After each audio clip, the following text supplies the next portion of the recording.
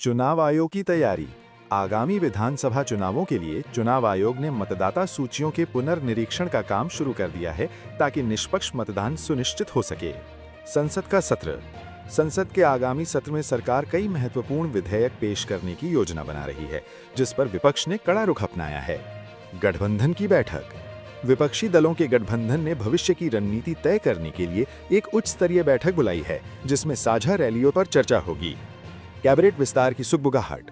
सूत्रों के अनुसार केंद्र सरकार जल्द ही अपने मंत्रिमंडल में फेरबदल कर सकती है, जिसमें नए चेहरों को जगह मिलने की संभावना है। राज्य बजट सत्र। कई राज्यों में विधानसभा का बजट सत्र शुरू हो गया है, जहां सरकार अपनी नई योजनाओं और जन कल्याणकारी कार्यक्रमों का रोड मैप पेश कर रही है। नेताओं का दल बदल।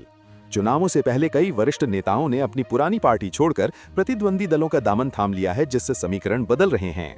भ्रष्टाचार पर वार। केंद्रीय जांच एजेंसियों ने राजनीति में भ्रष्टाचार के खिलाफ अभियान तेज कर दिया है, जिससे कई बड़े नेताओं की मुश्किलें बढ़ती नजर आ रही हैं।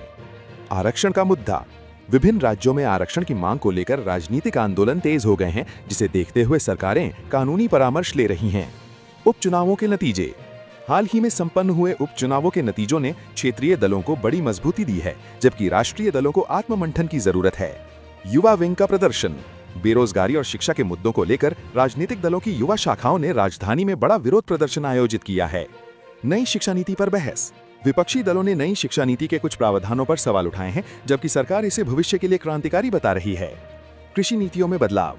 सरकार किसानों की आय बढ़ाने के लिए कुछ नई नीतियों पर विचार कर रही है, ताकि ग्रामीण अर्थव्यवस्था को गति दी जा सके। महिला आरक्षण बिल। संसद में महिला आरक्षण को प्रभावी ढंग से लागू करने की समय सीमा पर तीसरी बहस चल रही है। सभी दल श्रेय लेने में जुटे हैं। Digital campaign. राजनीतिक दलों ने अब पारंपरिक प्रचार के बजाय सोशल मीडिया और डिजिटल प्लेटफॉर्म्स पर अपनी उपस्थिति बढ़ाने के लिए विशेष टीमें तैनात की हैं। सीमा विवाद।